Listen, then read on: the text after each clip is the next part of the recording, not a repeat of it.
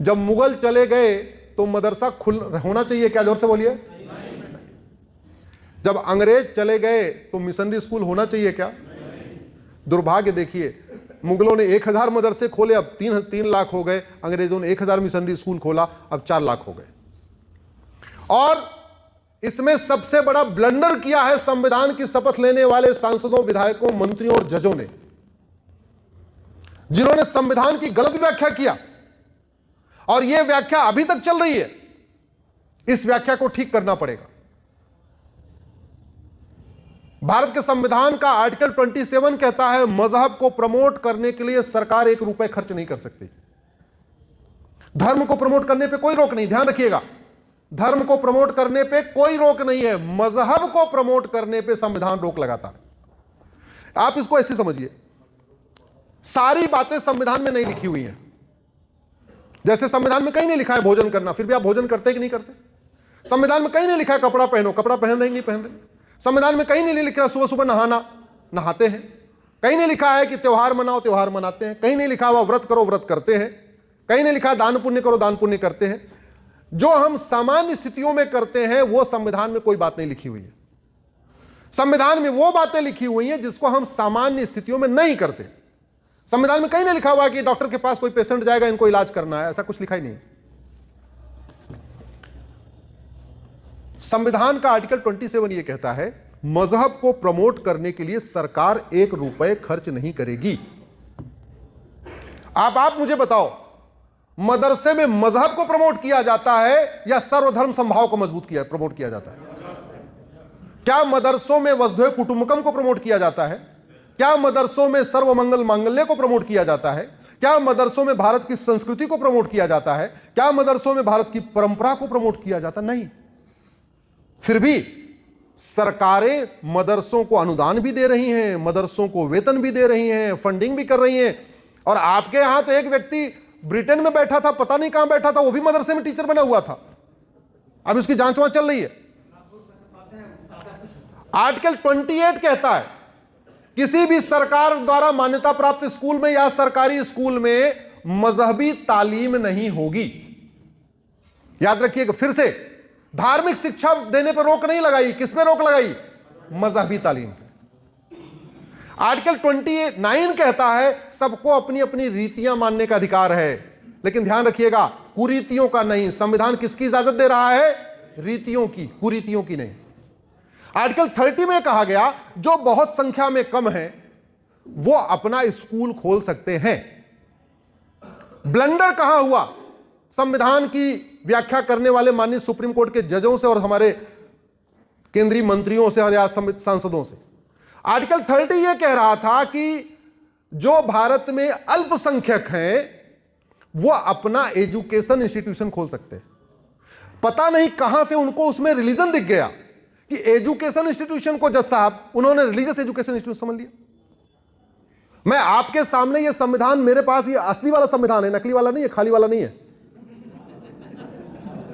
मैं सबसे कहता हूं आर्टिकल 27, 28, 29, 30 को पढ़ो। आर्टिकल 30 भारत में माइनॉरिटीज को एजुकेशन इंस्टीट्यूशन खोलने की इजाजत देता है, रिलीजियस एजुकेशन इंस्टीट्यूशन नहीं। एजुकेशन इंस्टीट्यूशन का मतलब इंजीनियरिंग कॉलेज खोलो, लॉ कॉलेज खोलो, मेडिकल कॉलेज खोलो, बीएड कॉलेज खोलो, कुछ सेकुलर एजुकेशन इंस्टीट्यूशन खोलो।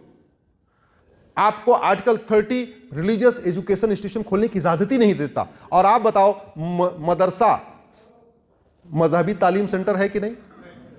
एक तरफ 27 कह रहा है 1 रुपए खर्च नहीं करना, 28 कह रहा है मजहबी तालीम नहीं देना, आर्टिकल 30 कहता है मदरसा खोल ही नहीं सकते। इसके बावजूद ओट जीवी नोट जीवी नेताओं ने भारत में मदरसा बोर्ड बनाया, मदरसों को मान्यता दिया, मदरसों की डिग्रियों को मान्यता दिया, और सुप्रीम कोर्ट के जजों ने अज्ञानतावश सरकार के उन फैसलों पर मुहर लगा दिया।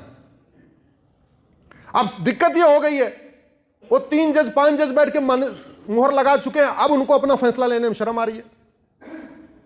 तो इसका समाधान तो संसद से करना पड़ेगा, क्योंकि संविधान कहता है संसद में जो मामला चल रहा है उस पर सुप्रीम कोर्ट तो दखल नहीं देगा, लेकिन सुप्रीम कोर्ट से अगर कुछ गलती हो गई है उसको संसद ठीक कर सकती है। इसलिए आज तक कई बार संसद के सुप्रीम कोर्ट के फैसलों को संसद में पलटा गया। इसको ठीक करना पड़ेगा, जितने जल्दी ठीक कर ले उतना अच्छा है। और क्यों मदरसे को बंद करना जरूरी है? क्योंकि मदरसे की पूरी तालीम संविधान विरोधी है। मदरसा संविधान कहता है इक्वलिटी, मदरसे में कहते हैं सब एक समान नहीं है।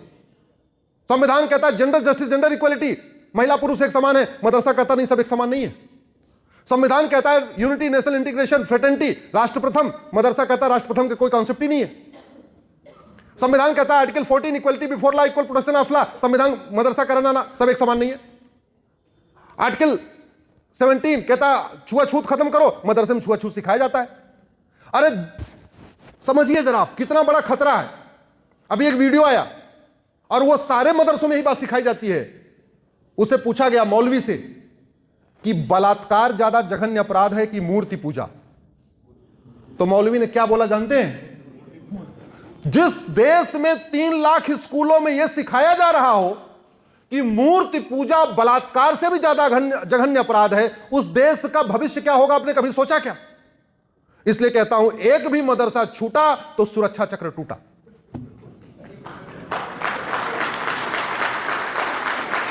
यह मदरसा हमारे संविधान के लिए खतरा है, यह मदरसा हमारी सोच के लिए खतरा है, यह भारत की परंपरा के लिए खतरा है, भारत के त्योहारों के लिए खतरा है, भारत के विचार के लिए खतरा है, वसुधैव कुटुंबकम के लिए खतरा है, नारी तू नारायणी के लिए खतरा है, सर्वमंगल मांगल्य के लिए खतरा है, सर्वे भवन सुखिनः की सोच के लिए खतरा है। इसलिए अब समय आ चुका है भारत में यूनिफॉर्म एजुकेशन सिस्टम लागू किया जाए, समान शिक्षा लागू किया जाए। सामाजिक समरसता तब आएगी जब पूरे देश में उत्तर से दक्षिण, पूरब से पश्चिम, जैसे भगवान राम के समय था, भगवान कृष्ण के समय था, कृष्ण सुदामा एक साथ पढ़ते थे, राम और निषाद राज एक साथ पढ़ते थे, राजा दशरथ और सुमंत एक साथ पढ़ते थे, वही व्यवस्था फिर से लागू किया जाए।